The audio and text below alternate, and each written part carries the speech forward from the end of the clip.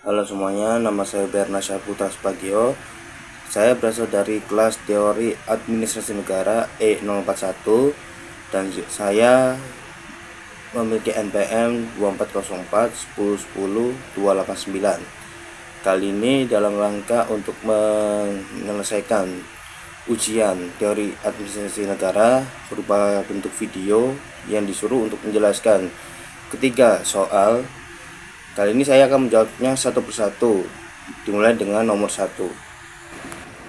Pada soal nomor satu, saya akan menjelaskan mengapa penanganan COVID-19 di Indonesia menggunakan konsep networking governance. Lalu siapa saja yang akan terlibat, lalu peran masing-masing aktor, serta hambatan yang muncul, serta model networking yang dikembangkan dalam tata kelola COVID-19 di Indonesia. Yang pertama, kita mulai dari alasan penggunaan konsep networking governance. Kasus COVID-19 di Indonesia merupakan masalah publik yang sangat kompleks dan berskala nasional, bahkan global. Permasalahan ini tidak bisa diselesaikan hanya oleh satu aktor seperti pemerintah pusat saja. Oleh karena itu, pendekatan networking governance menjadi relevan secara teori. Menurut Rhodes 1997, networking governance adalah pola tata kelola yang menekankan kerja sama dan interaksi serta berbagai aktor baik negara maupun non-negara yang saling bergantung satu sama lain. Dalam konteks COVID-19, pemerintah membutuhkan dukungan dari sektor kesehatan, swasta, masyarakat, hingga media untuk mengendalikan penyebaran virus. Pandemi COVID-19 menuntut kecepatan pengambilan keputusan, distribusi sumber daya, serta komunikasi publik yang efektif. Hal ini hanya bisa tercapai jika terdapat jaringan kerja yang saling terhubung dan berkolaborasi. Lalu yang kedua, saya akan menjelaskan aktor-aktor yang terlibat dan perannya juga. Dalam penanganan COVID-19 di Indonesia, terdapat beberapa aktor utama. Pertama, pemerintah pusat, seperti Presiden, Kementerian Kesehatan, dan Satgas COVID-19. Pemerintah pusat berperan sebagai pembuat kebijakan utama, mulai dari penetapan status darurat kesehatan, lalu ada kebijakan PSBB dan PPKM, hingga pengadaan vaksin. Lalu yang kedua ada pemerintah daerah, baik itu di tingkat provinsi maupun kabupaten kota. Pemerintah daerah bertugas untuk mengimplementasikan kebijakan pusat sesuai kondisi wilayah mereka masing-masing, termasuk itu proses pengawasan protokol kesehatan dan layanan kesehatan daerah. Lalu yang ketiga ada tenaga kesehatan dan institusi kesehatan seperti rumah sakit, puskesmas, dan dokter. Mereka menjadi garda terdepan dalam penanganan pasien COVID-19, pelaksanaan vaksinasi, dan edukasi kesehatan.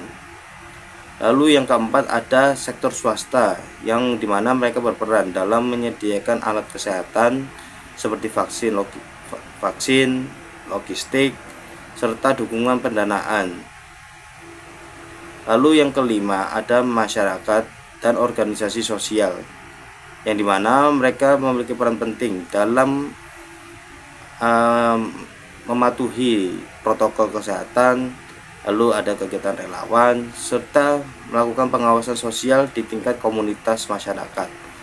Lalu yang terakhir yaitu yang keenam ada media massa yang dimana media sosial berfungsi untuk sebagai sarana komunikasi publik, lalu sebagai sarana penyebaran informasi sekaligus edukasi kepada masyarakat. Lalu yang ketiga ada hambatan dalam pelaksanaan networking governance. Nah, meskipun melibatkan banyak aktor, penerapan networking governance dalam penerapan COVID-19 tidak lepas dari hambatan. Hambatan pertama adalah koordinasi antara lembaga yang belum optimal, khususnya antara pemerintah pusat dan pemerintah daerah. Hal ini dapat kita lihat dari perbedaan kebijakan dan data yang ada pas di awal pandemi ini. Lalu yang kedua, adanya perbedaan kepentingan dan kepastian aktor. Tidak semua daerah memiliki fasilitas kesehatan dan sumber daya yang sama, sehingga terjadi ketimpangan dalam penanganan COVID-19. Lalu hambatan yang ketiga adalah komunikasi publik yang kurang konsisten, yang dimana hal ini memicu kebingungan dan penurunan tingkat kepercayaan masyarakat terhadap kebijakan pemerintah. Lalu yang keempat adalah rendahnya kepatuhan sebagai masyarakat yang dipengaruhi oleh faktor ekonomi, sosial, dan budaya.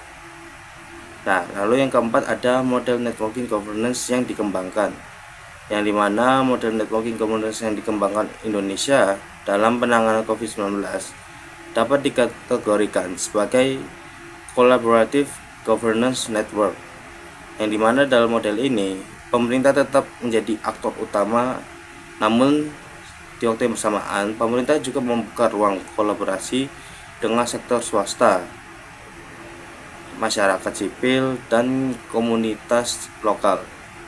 Contohnya adalah pembentukan Satgas COVID-19, lalu ada kerjasama pengadaan vaksin dengan perusahaan swasta, serta adanya keterlibatan relawan dan komunitas dalam melakukan atau memberikan edukasi protokol kesehatan kepada masyarakat.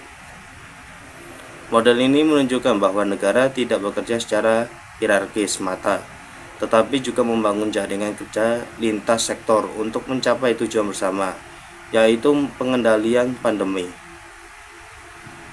Nah, sebagai penutup atau sebagai kesimpulan, penggunaan konsep networking governance dalam penanganan COVID-19 di Indonesia merupakan pilihan tepat karena kompleksitas masalah pandemi membutuhkan kolaboratif multi aktor. Meskipun menghadapi berbagai hambatan, pendekatan ini mampu memperkuat kapasitas negara dalam menghadapi krisis kesehatan nasional. Selanjutnya, saya akan membacakan jawaban dari soal kedua, yang dimana di soal kedua ini saya akan menjelaskan mengenai salah satu program pemerintah Kota Surabaya, yaitu program Kader Surabaya Hebat. Program Kader Surabaya Hebat itu sendiri merupakan salah satu upaya pemerintah Kota Surabaya dalam menangani permasalahan stunting. Program ini melibatkan kader masyarakat sebagai aktor utama dalam pendampingan gizi serta kesehatan keluarga. Jika dianalisis menggunakan paradigma New Public Governance, program ini mencerminkan perubahan pola tata kelola dari yang bersifat hierarkis menuju yang kolaboratif. Secara teoritik, menurut Osborne 2010, New Public Governance menekankan kerja sama antara pemerintah, masyarakat, dan aktor swasta dalam proses penyelenggaraan pelayanan publik. Paradigma ini melihat bahwa pemerintah tidak lagi menjadi satu-satunya pelaksana, tetapi juga berperan sebagai fasilitator serta koordinator jaringan kerja. Penerapan prinsip New Public Governance dalam program Kader Surabaya Hebat bisa kita lihat dari prinsip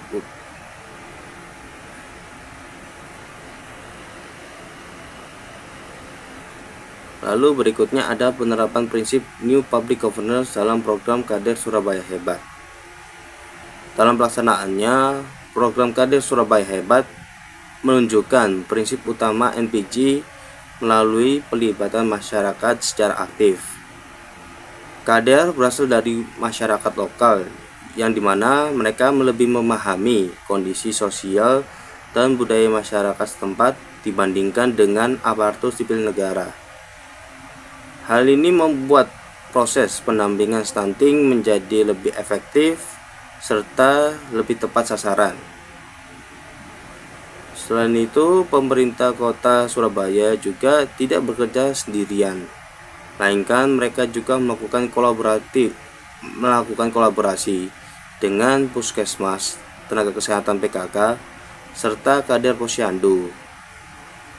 Pola kerja ini membentuk jaringan pelayanan yang saling terhubung, sehingga penanganan stunting tidak hanya berfokus pada aspek tetapi juga aspek sosial dan edukatif.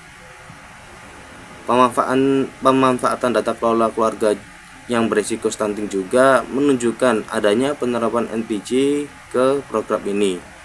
Hal itu dikarenakan kebijakan yang disusun berbasis informasi lapangan yang dikumpulkan oleh kader dapat membantu untuk memaksimalkan program ini agar lebih efisien di masyarakat. Dengan demikian, pengambilan keputusan menjadi lebih responsif terhadap kebutuhan masyarakat. Meskipun begitu, terdapat beberapa hambatan yang ditemui selama program ini dijalankan. Oleh karena itu, kita masuk kepada bagian hambatan dalam penerapan program Kader Surabaya Hebat. Nah, meskipun program ini mencerminkan adanya paradigma New Public Governance, pelaksanaan program ini di lapangan masih menghadapi beberapa hambatan. Salah satu hambatan utama adalah adanya perbedaan kapasitas kader di setiap daerah, baik dari sisi pengetahuan, keterampilan maupun komitmen, yang dimana setiap kader tidak semuanya memiliki kemampuan yang sama melakukan pendampingan stunting. Hambatan berikutnya adalah koordinasi lintas sektor yang belum sepenuhnya optimal. Dalam praktiknya, sinkronisasi antara kader, tenaga kesehatan, dan perangkat kelurahan terkadang mengalami kendala administratif dan komunikasi. Selain itu, partisipasi masyarakat juga menjadi tantangan tersendiri, yang dimana beberapa masyarakat masih terdapat keluarga yang kurang responsif terhadap edukasi gizi dan kesehatan, terutama karena faktor ekonomi dan budaya. Lalu masuklah kita pada bagian kesimpulan. Program Kader Surabaya Hebat mencerminkan adanya penerapan paradigma New Public Governance melalui kolaborasi antara pemerintah dan masyarakat dalam penanganan stunting. Pemerintah yang berperan sebagai fasilitator, sementara kader menjadi aktor penting di tingkat komunitas masyarakat.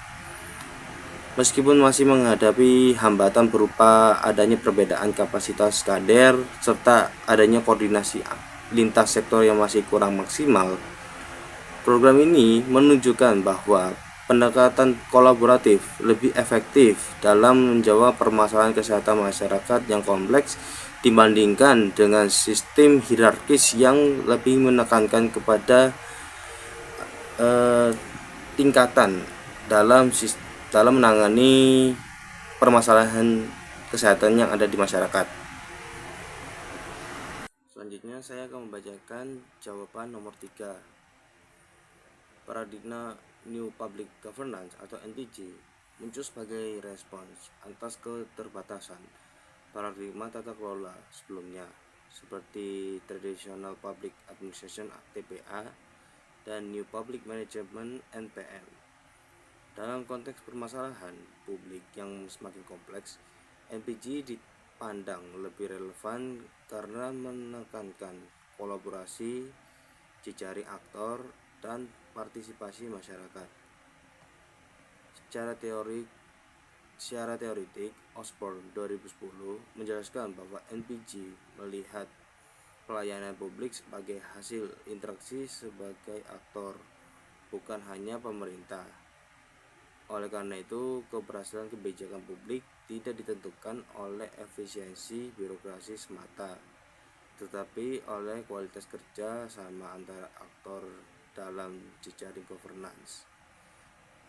Oleh karena itu, kita masuk ke bagian perbandingan New Public Governance dengan paradigma lain. Jika dibandingkan dengan Traditional Public Administration, NPG lebih fleksibel. TPA atau Traditional Public Administration menempatkan pemerintah sebagai aktor yang memiliki peranan yang sangat dominan dengan struktur hierarkis yang kaku. Model ini kurang efektif ketika menghadapi masalah lintas sektor yang membutuhkan respon cepat dan adaptif seperti kesehatan, lingkungan, dan kemiskinan. Sementara itu, New Public Management lebih menekankan kepada efisiensi, kompetisi, serta mekanisme pasar. Meskipun meningkatkan kinerja organisasi publik, New Public Management atau NPM sering mengakibatkan aspek kolaborasi serta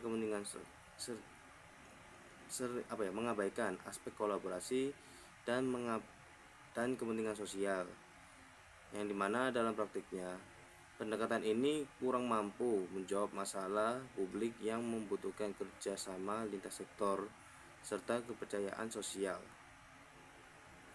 Sebaliknya, NPG menggabungkan peran negara, swasta, serta masyarakat dalam satu jaringan kerja. Pemerintah tidak lagi bertindak sebagai pelaksana tunggal, melainkan sebagai pihak yang melakukan koordinator dan fasilitator. Alasan New Public Governance menjadi solusi adalah New Public Governance menjadi solusi karena mampu menjawab kompleksitas masalah publik modern. Permasalahan seperti stunting, pandemi, serta perubahan iklim yang tidak bisa diselesaikan oleh satu aktor saja, yang membuat NPG memungkinkan pertukaran sumber daya, pengetahuan, serta kewenangan antar aktor. Selain itu, NPG juga mendorong partisipasi masyarakat, sehingga kebijakan yang dihasilkan lebih responsif dan sesuai dengan kebutuhan yang ada di masyarakat itu sendiri.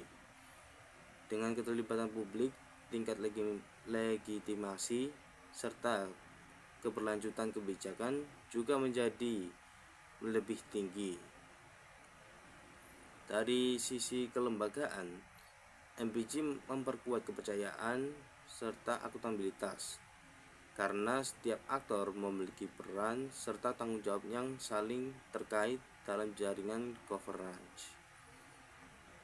Contoh empiris penerapan New Public Governance, salah satu contohnya adalah penerapan NPG di Indonesia adalah penanganan stunting melalui kolaborasi pemerintah dan tenaga kesehatan, lalu ada kader masyarakat, serta organisasi sosial.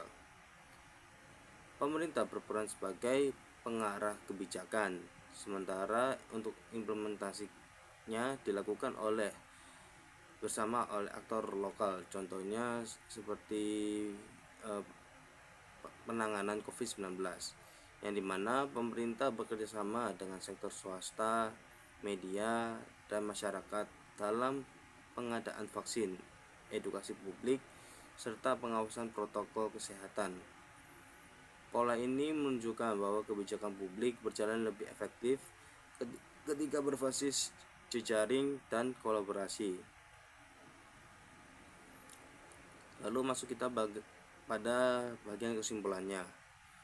Paradigma New Public Governance menjadi solusi dibandingkan paradigma lain, karena paradigma ini mampu menjawab kompleksitas permasalahan publik melalui kolaborasi multi aktor, partisipasi masyarakat, serta kerjasama berbasis jejaring, dibandingkan pendekatan hierarkis dan pasar. NPG atau New Public Governance lebih adaptif, responsif, dan berkelanjutan dalam penyelenggaraan pelayanan publik.